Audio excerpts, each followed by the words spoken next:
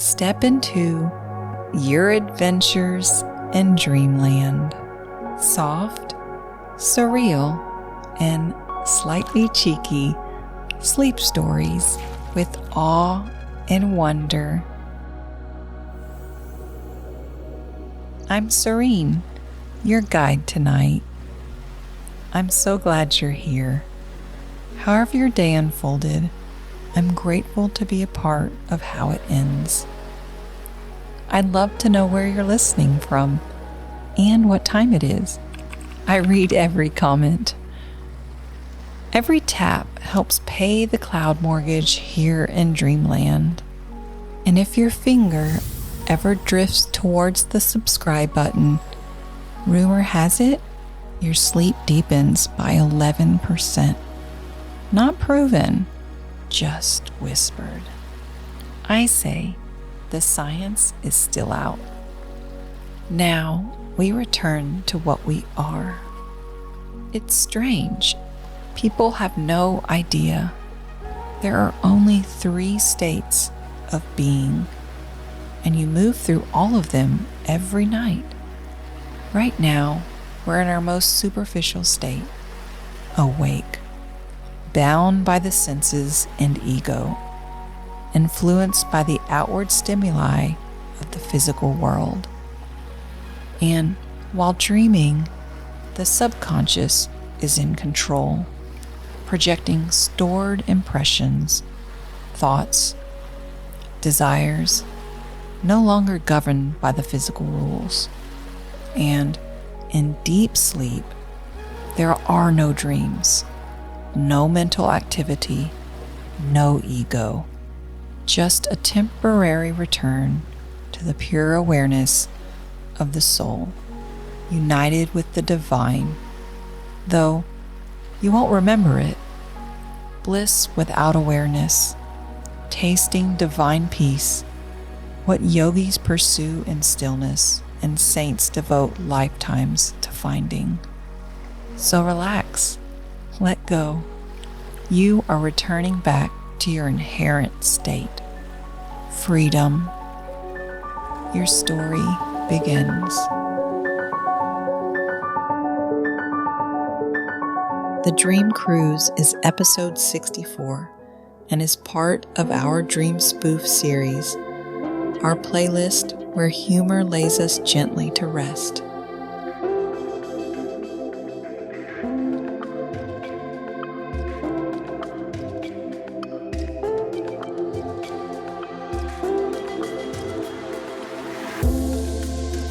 One, arrival and boarding. You wake up standing on a dock and you're already holding a ticket. The paper is thick, creamy, slightly warm to the touch, like it's been waiting in someone's pocket who believed in you. Gold lettering spells out your name, followed by words you don't remember agreeing to. All-inclusive voyage.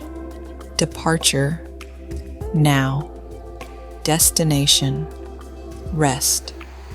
Behind you, there's nothing. Ahead of you, there's everything. The ship rises from the water like a dream that finally remembered where it parked. It's enormous. 14 decks of gleaming white and soft gold. Balconies blooming like flower boxes. Windows winking in the early evening light. Somewhere on board, a steel drum band is warming up, their rhythm already massaging the tension out of your neck. You glance down at your ticket again. In the corner, in smaller print, it says, price paid, $47 or $4,700. Math is vibes-based. No refunds, no questions, no comparisons with other passengers recommended. You blink. Either you've stumbled onto the best deal in maritime history, or you've been lovingly scammed by the universe. Honestly, you're too relaxed to investigate. A crew member appears at the gangway. She's wearing a crisp white uniform and a smile so warm it could melt glaciers responsibly. "Welcome aboard," she says, gesturing toward the ship like she's revealing a surprise you didn't know you needed. "You're going to love it here. Everyone does." You step forward. The gangway doesn't creak. It hums, soft and low, like it's honored to hold your weight. Behind you, the dock fades. Ahead, the ship glows. You don't remember booking this, but clearly something did. 2. The ship sets sail. The ship pulls away from the dock with the grace of someone leaving a party at exactly the right time. No engines roar, no horns blast, just a gentle tilt, a soft sigh from the hull. And suddenly, the ocean is everywhere, endless and glittering, turquoise bleeding into navy bleeding into the kind of blue that only exists when no one's trying too hard. You find yourself on the main deck, already surrounded by the unmistakable ecosystem of cruise life. To your left, a row of lounge chairs has been claimed by grandmas in visors. They arrived at dawn, or possibly yesterday, and they're not moving. One of them is asleep with a paperback romance on her chest, rising and falling like a tide of well-earned rest. Another is applying sunscreen with the focus of a surgeon. SPF 70, no missed spots, absolutely none. To your right, a man in very small swim trunks is doing stretches that seem competitive. He catches your eye and nods, the kind of nod that says, "I'll be at the gym at 6 a.m. sharp, and I want you to know that." You nod back. You will not be at the gym at 6 a.m. You will be unconscious, as is your right. The pool gleams ahead, impossibly blue, aggressively inviting.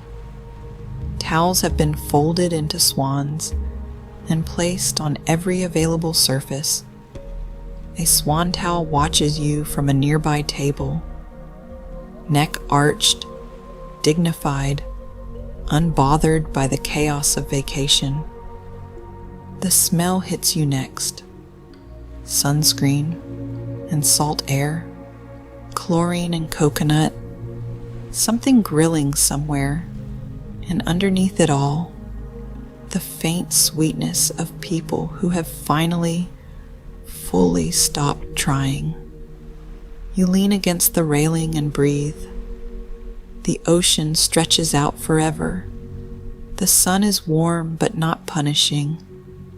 Somewhere behind you, a blender whirs to life, and someone laughs, the kind of laugh that only happens on day 3 of not checking email.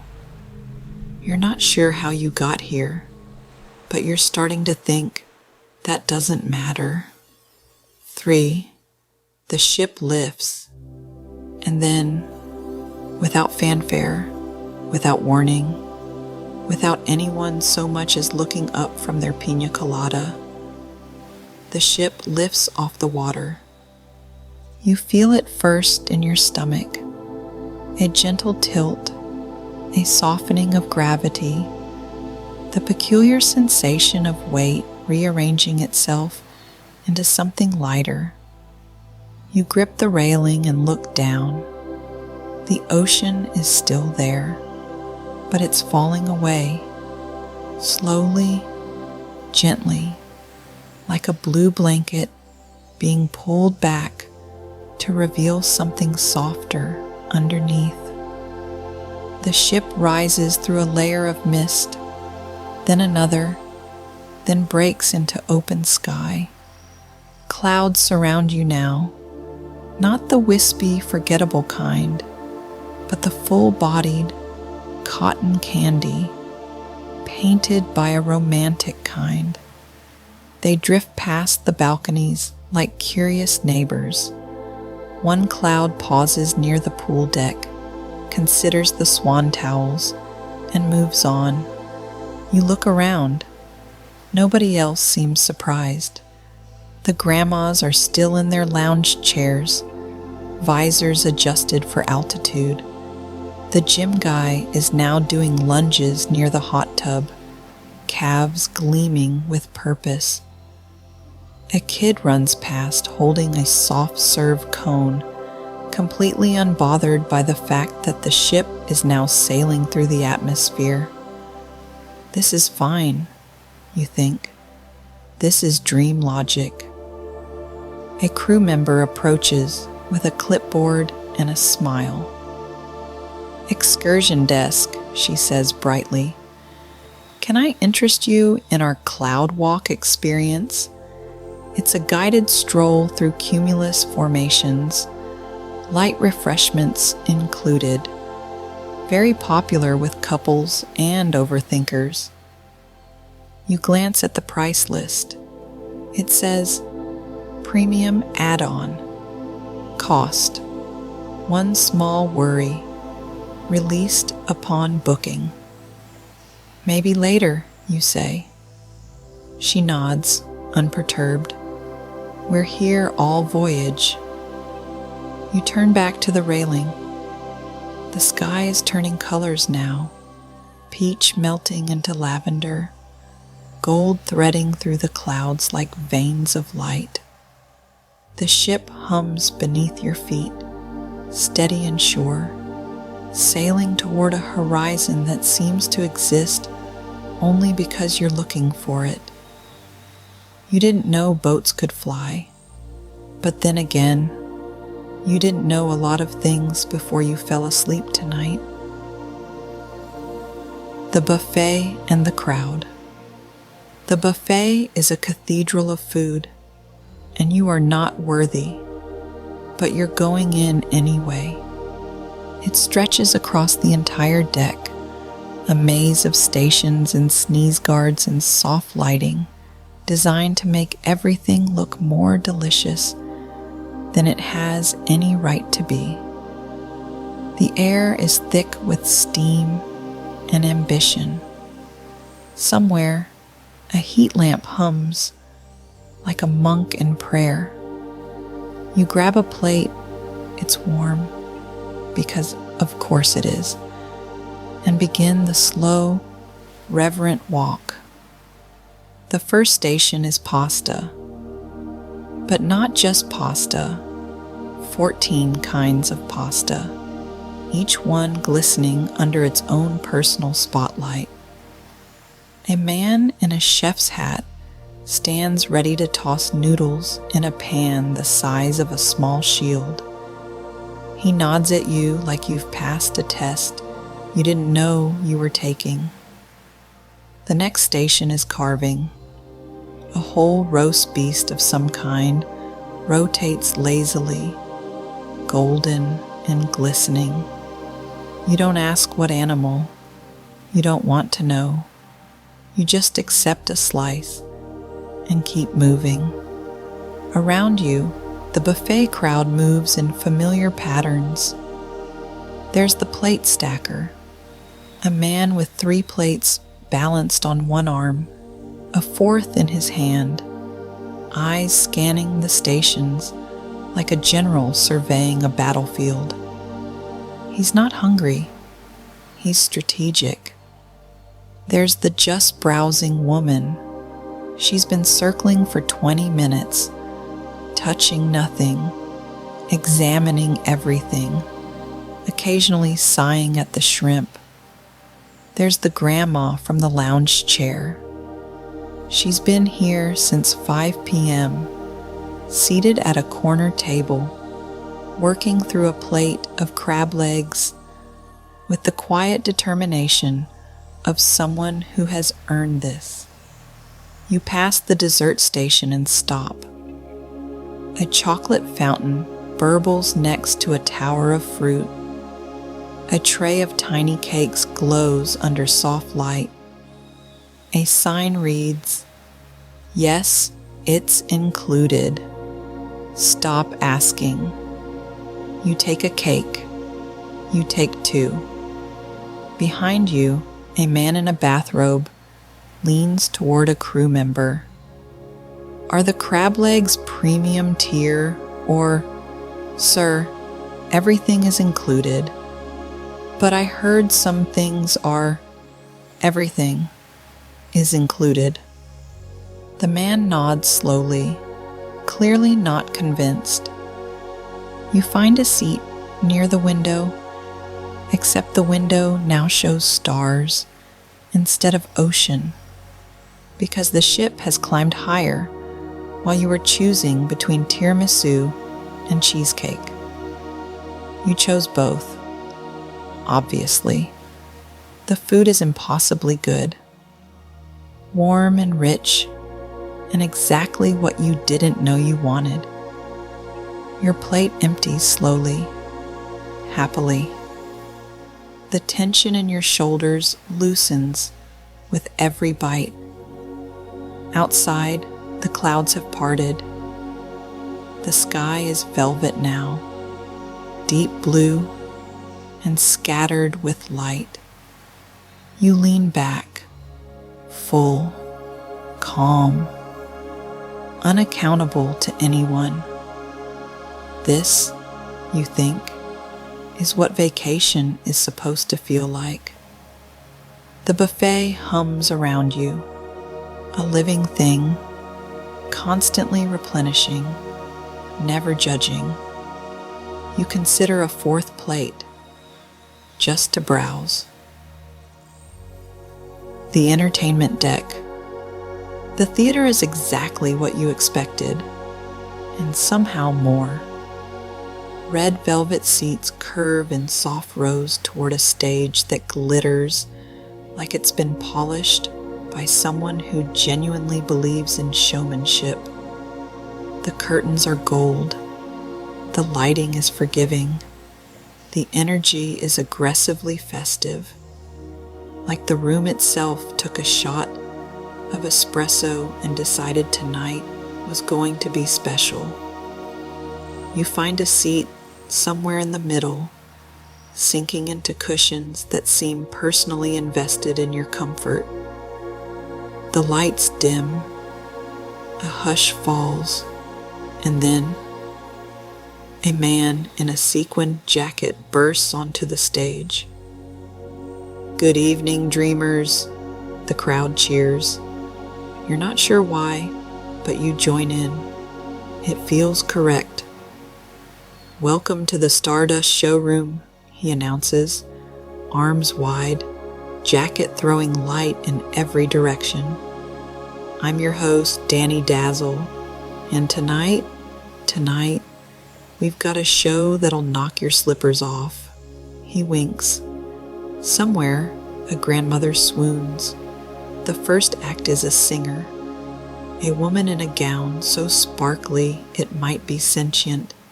She belts a power ballad about love and waves and following your heart to the buffet. The lyrics don't entirely make sense, but her commitment is undeniable. You find yourself swaying. Next comes the comedian. He strolls on stage in a Hawaiian shirt, microphone already at his lips. So I says to my wife, "Honey, we've been on this cruise 4 days and I still don't know what time zone we're in." He pauses. She says, "It's vacation time." I says, "That's not a time zone." She says, "It is now." The audience roars. You laugh harder than the joke deserves. Something about being here, in this velvet seat, surrounded by strangers in cruise casual attire, makes everything funnier. The comedian continues. "Every joke is about cruises. the ice sculpture at dinner, the towel animals, the guy who wears a robe to the pool like he owns the place. You glance around. Robe guy is actually here, 2 rows back, laughing at himself. And then the magician. He appears in a puff of glitter, cape swirling, mustache immaculate. For my first trick, he announces, I will make a blanket appear from nothing. He waves his hands, smoke rises, and then, whoosh, a weighted blanket materializes in his arms. The crowd gasps. You're not sure if it's magic or just good timing, but either way, you're impressed. He drapes the blanket over a volunteer from the audience. She immediately looks drowsy. And now, the magician whispers, she will experience deep rest. The volunteer's eyes close. A soft snore escapes. The audience applauds wildly. You lean back in your seat, grinning. This is absurd. This is wonderful. This is exactly the kind of entertainment you didn't know you needed. Danny Dazzle returns for the finale, leading the entire cast in a song about stars and sleep, and something rhyming with ocean motion. Confetti falls from the ceiling. Soft confetti, the kind that dissolves on contact. You leave the theater lighter than you entered. 6. The ship lands. The ship descends without announcement. One moment you're walking along the upper deck. Stars scattered above like spilled sugar.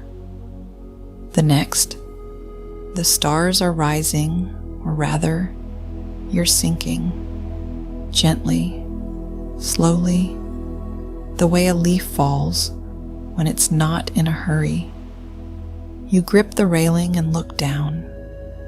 Below, something soft is waiting. It's a meadow, or maybe a cloud bank pressed flat, or maybe a field of pillows disguised as grass. The colors are muted. Lavender, sage, the pale gold of wheat at dusk. Fireflies blink in slow motion, lighting paths that don't lead anywhere in particular. The ship touches down without a sound. The hull settles into the softness like a sigh. A gangway extends, and passengers begin to disembark. Not rushed, not organized, just drifting, the way people do when there's nowhere they need to be. You step off the ship and onto the ground. If you can call it ground, it gives slightly under your feet, springy and warm, like walking on the world's most forgiving mattress. A crew member appears beside you, clipboard in hand. "Welcome to the port of wherever this is," she says cheerfully. "Can I interest you in our Walking Through Flowers excursion? Guided tour, 45 minutes, includes a complimentary moment of wonder." You glance at the flowers. They're everywhere. Pale blooms, nodding in a breeze you can barely feel. Petals soft as eyelids. "How much?" you ask. She checks her clipboard. One sigh, released willingly. You consider it. Then you shake your head. "I think I'll just wander," you say. She smiles, unbothered. "That works too." You walk. There's no path, but there doesn't need to be. The meadow stretches out in all directions, glowing faintly under a sky that can't decide if it's night or just very relaxed evening, fireflies drift past.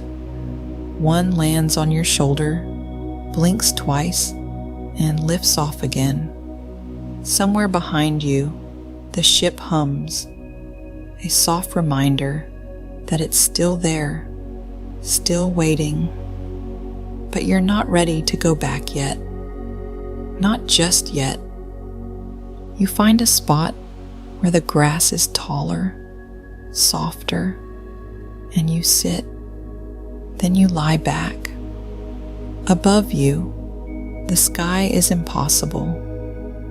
Layers of color folding into each other. Stars peeking through like shy guests at a party. You breathe in. The air smells like night blooming jasmine and clean sheets and the particular sweetness of not being needed anywhere. You breathe out. The meadow holds you. For a long moment, you just stay. 7. Return to ship. The ship calls you back with a gentle horn. Not loud, just present. A polite reminder that the voyage continues. You rise from the meadow, brushing petals from your clothes that weren't there before.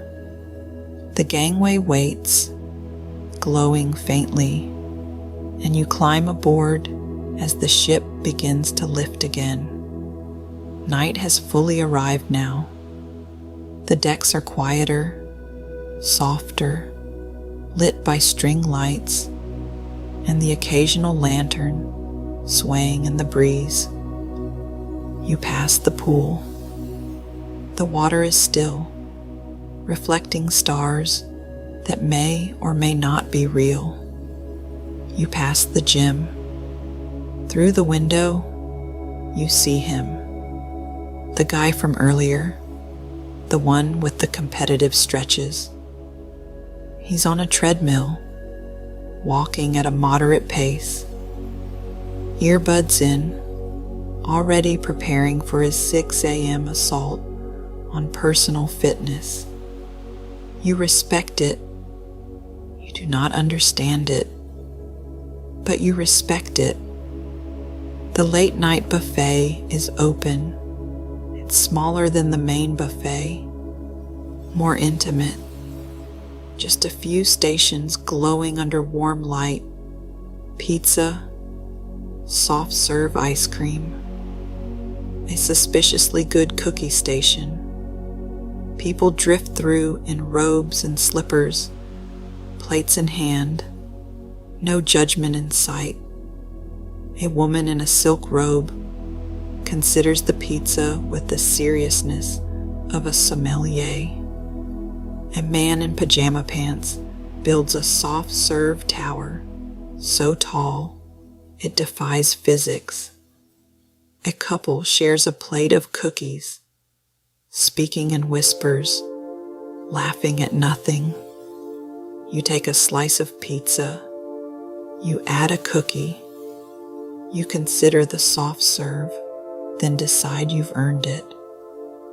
You find a table near the window, stars drifting past like slow traffic, and eat in silence. The good kind of silence, the kind that doesn't need filling. When you're done, you leave your plate on the tray rack and make your way toward your cabin. The hallway is quiet. Doors line both sides, each one promising a small, private world behind it. You find yours. The key card works on the first try, which feels like a small miracle. Inside, the cabin is everything you didn't know you needed. Small, but not cramped. Soft lighting, a porthole showing the endless drift of stars.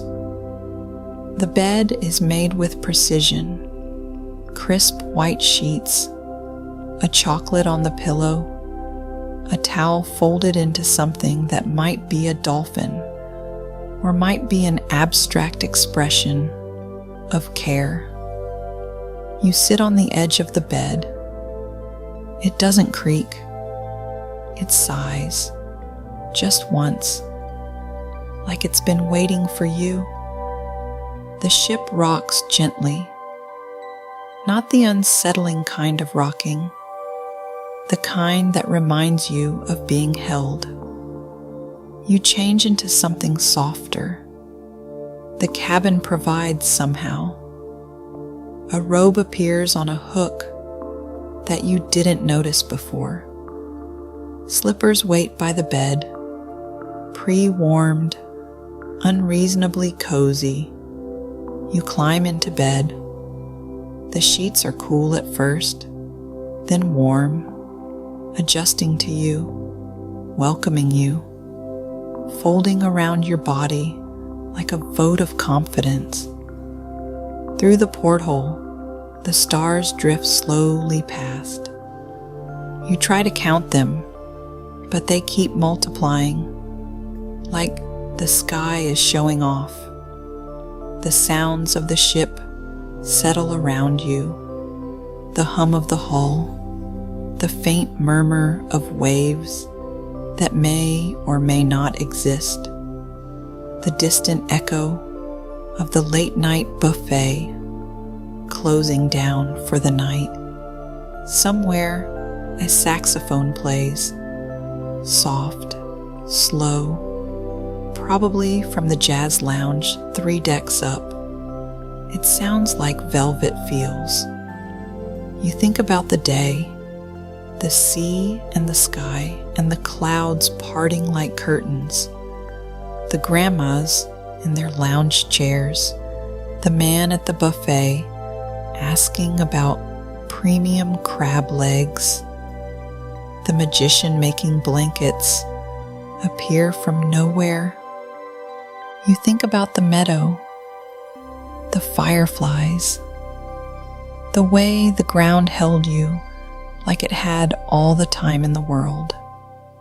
You think about nothing at all. Your breath slows. Your body sinks deeper into the mattress. The chocolate on the pillow is still there. You didn't eat it, but knowing it exists is enough. The ship hums its lullaby. The stars keep their slow parade, and you, wrapped in sheets that might be clouds, rocked by a vessel that sails through dreams, finally, fully let go. The cruise has asked nothing of you, and you have given nothing but presence. That, it turns out, was the whole point. The porthole dims. The saxophone fades. The rocking steadies into stillness. Tomorrow, there will be more buffets, more shows, more strangers becoming familiar, more skies to sail through. But tonight, there's only this: a bed that fits you perfectly, a ship that knows where it's going, and a sleep so deep it feels like arriving somewhere you've always belonged. Sweet dreams. Good night.